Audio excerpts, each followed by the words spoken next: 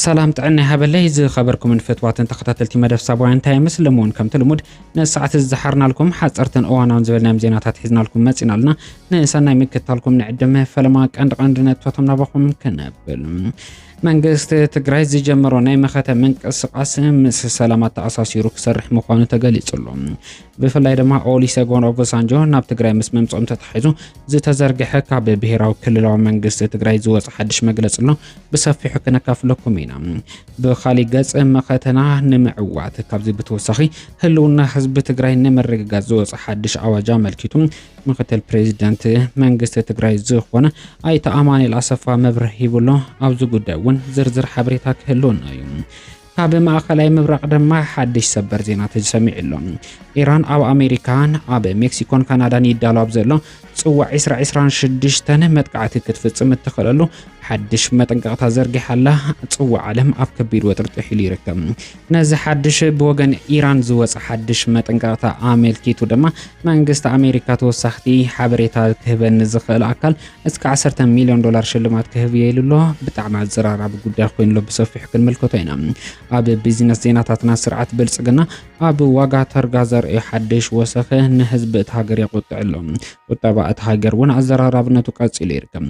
ዋጋ ነዳዲ ዋጋ ወርቅን ካልኦት ዝጥሙት ሓበሬታ ኣብ ምድላውና ክትረኽቡ ኢኹም ላይክ ኮሜንት ሼር ሰብስክራይብ እንዳገበርኩም እስካብ ፍጻመ ተኸታተሉና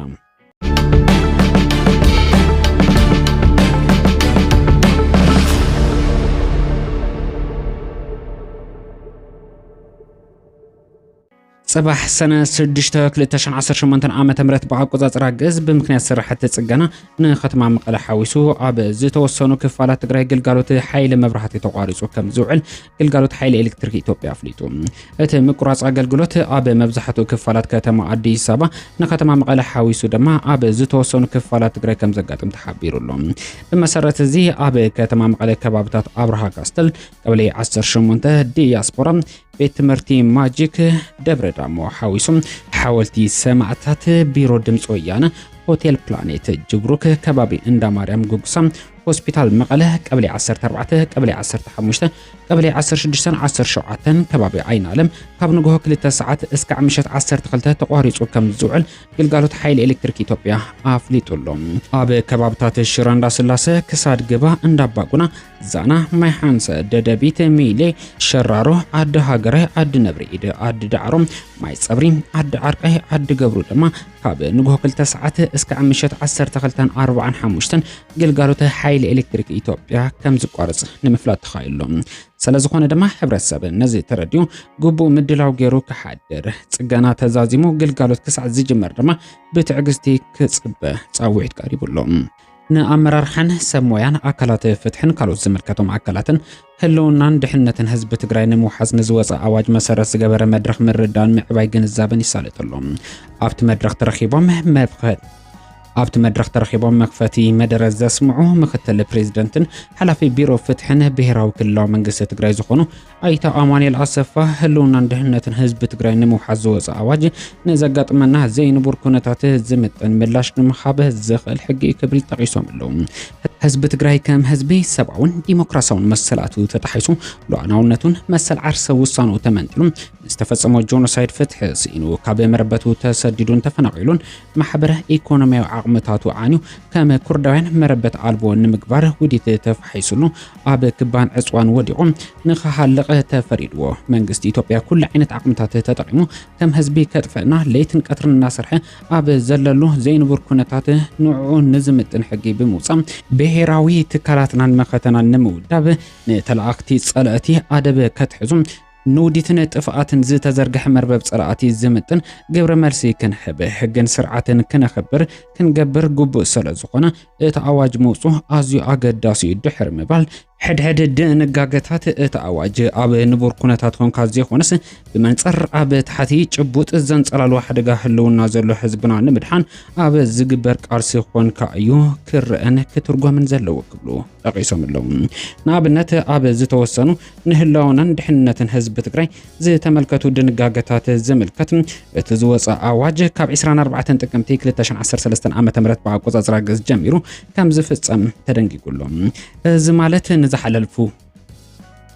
እዚ ማለት ንዝሓለፉ ከባቢ 7 ዓመታት ኣብ ትሕቲ ወረርቲ ሓይልታት ወዲቖም ኩሎም ዓይነታት ገበን ዝፍጸመሉ ዘሎ ህዝቢ ትግራይ እቶም ፈጸምቲ ገበን ካብ ተሓታትነት ከምልጡ ከም ዘይኽእሉ ዘርኢ እምበር ኣብ ንቡር ኩነታት ዝስራሕ መትከል ሕጊ ገበን ንምጥሓዝ ዝዓለመ ኣይኮነን። ብመሰጋገሪ ፍትሕን ዓለም ለኻዊ ሕግታት ፍትሒ ክንረክብ ኣብ ዘይከኣልናሉ ካልእ ሓደጋ ኣብ ዘንጸላልወሉ ኩነታት እናሃለና ስኺልካ ክንርኢ ተወሳኺ ጥፋት እዩ።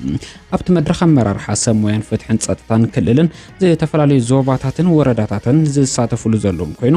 ኣብ ኩሉ ብርኪ ምስ ዘለዉ ኩሎም ዝምልከቶም ኣካላት ክቕጸል ምዃኑ ንምፍላጥ ተኻኢሉሎም። ኩሎም ጸገማት ብሰላማዊ መንገዲ ንምፍታሕ ዝግበር ከይዲ ኣካል ብሄራዊ መኸተ ብምዃኑ ነዚ ተረዲእኻ ንተግባራውነቱ ምጽዓር ኣገዳሲ ምዃኑ ቢሮ ጉዳያት ኮሙኒኬሽን ክልል ትግራይ ኣገንጺቡ። እቲ ቢሮ ነዚ ዝሓበረ 15 ሰነ 2018 ዓ.ም ብኣቆጻጽራ ግእዝ ንመበል 38 ዓመት ዝኽበር ዝኽሪ መዓልቲ ሰማዕታት ኣመልኪቱ ኣብ ዝሓቦ ጋዜጣዊ መግለጺ እዩ። ኣብ ዘመን 15 ሰነ 2018 ዓ.ም ብኣቆጻጽራ ግእዝ ንመበል 38 ዓመት ዝኽበር መዓልቲ ሰማዕታት ኣመልኪቶም ሓላፊ ቢሮ ጉዳያት ኮሙኒኬሽን ትግራይ ዶክተር አብርሃም ሓጎስ ሎማ 5 ሰነ 2018 ዓ.ም ብኣቆጻጽራ ግእዝ ንጋዜጠኛታት ኣብ ዝሃቦ መብርሂ እቲ ዝኽሪ ዕድሪ ስዋኣትና ንምውሓስ ላዕላውነትና ብዝብል መሪሕ ሓሳብ ዝኽበር እንትኸውን ኩሎም ብሄራዊ ረብሓታት ትግራይ ክኽበሩን ተመዛበልቲ ወገናትና ክምለሱ ብፍሉይ ወነ እንሰርሐሉ ሰማዕታትና ዝወደቕሉ ዕላማ ንምዕዋት ቃልስና ንሕይለሉ ክኸውን ይግባእ ሁሉ ጠቂሶም ኣለዉ። ህዝቢ ትግራይ ኣብ መዋዕሉ ብወረርቲ ሓይልታትን ገዛእቲ ደብሪ ዝበጽሖ ዝነበረ ገፍዕታት ብስሙር ቀላጽሙና መከተ ክቡር መስዋዕት ዝኸፈሉ ሰማዕታት በብዘበኑ ተፈጢሮም እዮም ክብል ሓቢሩሎም። ነቲ ክቡር መስዋዕትነቶም ዝምጥን ስራሕ ምስራሕ ሕድሮም ምዕቃብ ግድን ስለ ዝኾነ ድማ ናይ ኩሎም ምዕራፋት ጀጋኑ ሰማዕታትና በዚ ዕለት ብፍሉይ ክዝከሩ እዮም ክብል ሓቢሩሎም። መንግስቲ ፌደራል ኣብ ክንዲ ንተፈጻምነት ውዕል ፕሪቶሪያ ምስራሕ ኩሎም ውዕልታት ብምጥሓስ ኩሎም ጠለባትን በጀታትን ብምኽልካል ነቲ ስምምዕነት ብዕሊ ኣፍሪስዎ ከም ዝርከብ ዶክተር አብርሃም ወሲኹ ገሊጹ እዩ።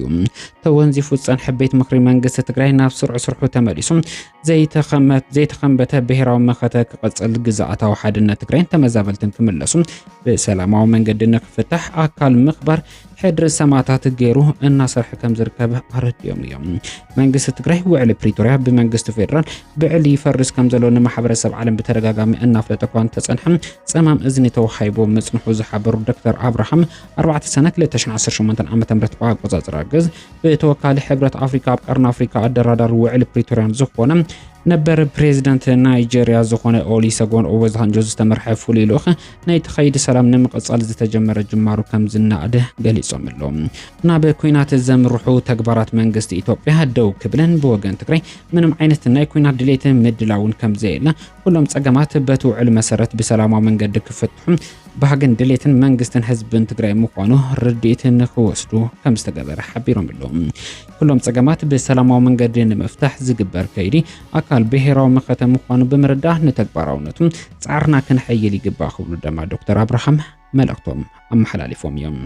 ሰበር ዜና ሕዚ ተሰሚዒሉ ኢራን ንዋንጫ ዓለም ወይ ከዓ ንጽዋዕ ዓለም ኣብ ሓደጋ ውዲቓቶ ከም ዘላ ተሰሚዒሎም። ውድድር ፊፋ ጽዋዕ ዓለም 2026 ኣብ ትሕቲ ስጋኣት ናይ ሳይበር መጥቃዕቲ ወዲቑ ከም ዘሎ እዩ እንዳተሓበረ ዝርከብ። ንባዕሉ ሓንዳላ ኢሉ ዝጽውዕ ጉጅለ ሃከራት ወይ ከዓ ጠለፍቲ ድሮናት ናይ ኤፍቢአይ ወይ ከዓ ፌደራላዊ ቢሮ ምርመራ ኣሜሪካ ከም ዝጨወየ ብምግላጽ ነተን ኣብ ዋንጫ ዓለም ዝሳተፉ ዘለዉ ሃገራትን ደገፍትን ብቐጥታ የፈራርሖም ከም ዘሎ ንምፍላጥ ተኻኢሉሎም።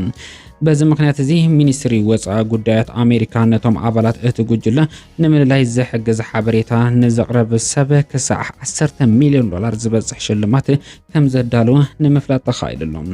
በዚ መሰረት ዶናልድ ትራምፕ ኣብ ጽዋዕ ዓለም ፈጢርዎ ንዘሎ ቅልውላው ተወሳኺ እቲ ሕዚ በቲ ሓንደላ እንዳተባሃለ ንባዕሉ ዝጽውዕ ናይ ኢራን ናይ ጉጅለ ጠለፍቲ ወይ ከዓ ሃከራት ብዝፈጠርዎ ሓድሽ ሓደጋን ምዕባለታትን ተኣሳሲሩ ጽዋዕ ዓለም 2026 ኣብ ከቢድ ቅልውላው ወዲቑ ይርከብ። ኣዘራራብነቱ ሕዚ እውን ቀፂሉ ይርከብ።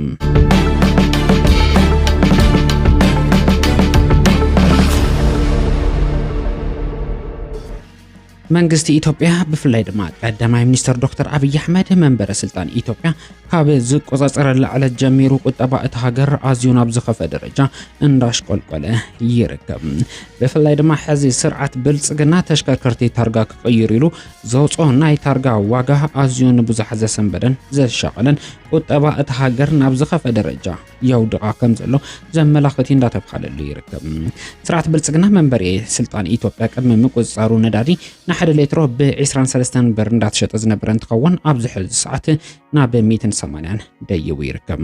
ታርጋ ንምውፃእ እስካዕ 3000 ብር ዝኽፈለሉ ዝነበረ ዕዳጋ ኢትዮጵያ ኣብዚ ሕዚ ሰዓት 56 ብር ኮይኑ ስርዓት ብልጽግና ነቲ ዘሎ ቁጠባዊ ቅልውላው ኣበይ ከም ዘብፅሖ ዘመላኽት ኮይኑ ቀልቅል ይርከብ። ግብሪ እውን ብተመሳሳሊ ካብ 7000 ናብ 4000 ክውስኽ ዝኽኣለ እንትኸውን ናይ ሳልሳይ ወገን ክፍሊ ድማ ካብ 500 ናብ 4600 ንኽውስኽ ተገዲዱሉ። መግንሒ መኪና ፍቃድ ንምሕዳስ ካብ 600 ብር ናብ 600 ክውስኽ ዝተገደደ እንትኸውን ትራፊክ ክቐጽዑ ተለው ካብ 100 እስካብ 150 ቅድሚ ስርዓት ብልጽግና ዝነበረ ዋላ እኳ ተኾነ ኣብዚ ሕዚ ሰዓት ካብ 1000 ብር እስካብ 1500 ብር ናይ መቕጻዕቲ ተመን ወፂሉ ይርከብ። እዚ ኩሉ ወሰኽ ዋጋ ተፃዊሩ ፀንሐ ሰብ ዋና ተሽከርከርቲ ኣብዚ ሕዚ ሰዓት ድማ ዝሒዝኩሞ ዘለኹም ታርጋ ቀይርዎ ዘመናዊ ታርጋ ኣምፅእ ኣለኹ እስካዕ 56000 ብር ድማ ክፈሉ ንክብል ስርዓት ብልጽግና ሒዝዎ ዝመፀ ሓደገኛ ዝተባሃለ ውሳነ ንብዙሓት ኢትዮጵያውያን ዘቆጥዕ ኮይኑሎም። IMF መንግስቲ ኢትዮጵያ ካብ ህዝቢ ዝተፈላልዩ ኣታው ክረክብ ጻዋጥ ይገብረሉ ከም ዘሎ ዝፍለጥ እንትኸውን ነዚ ትእዛዝ ንምትግባር ወሲኑ ዝርከብ ስርዓት ብልጽግና ኣብ ልዕሊ ዜጋታቱ ከቢድ ዝተባሃለ ስጉምትታት እንዳወሰደ ይርከብ። በዚ መሰረት ካብ ሓድሽ ዝቕየር ዘሎ ታርጋ እስካዕ 60 ቢልዮን ብር ገንዘባዊ ኣታው ንምርካብ ዝዓለመ ስርዓት ብልጽግና ንህዝቢ ኣብ ሸቕሎትን ድንጋጽን ዘእተወ ውሳነ ኣመሓላሊፉ ይርከብ። ብኻሊና ቢዝነስ ዜናታትና ድማ ነዳዲ ሕዚ እውን ውስን ናይ ምቕናስ ተርእዮታት ኣርእሎም። ኣብ መንጎ ኣሜሪካን ኢራንን ሓድሽ ናይ ሰላም ዘተ ምምፅኡ ስዒቡ ነዳዲ ብ3.27 ሚታዊ ንጉሆ ካብ ዝነበሮ ብምቕናስ 87.02 ዶላር ኮይኑ እንዳተሸጠ ይርከብ። ሰሙናዊ ካብ ዝነበሮ ዋጋ ብ5.7 ሚታዊ ክቕንስ ተራእዩ። ዘይተጻረየ ናይ ኣሜሪካ ነዳዲ ብ2.59 ሚታዊ ብምቕናስ ብ84.43 ዶላር እንዳተሸጠ ይርከብ። እዚ ድማ ኣብ ማእኸላይ መብራቕ ኩናት ድሕሪ ምውልዑ ዝተረኣየ ትሑት ዋጋ እንዳተባሃለሉ ይርከብ። ኣብ ዕዳጋ ወርቂ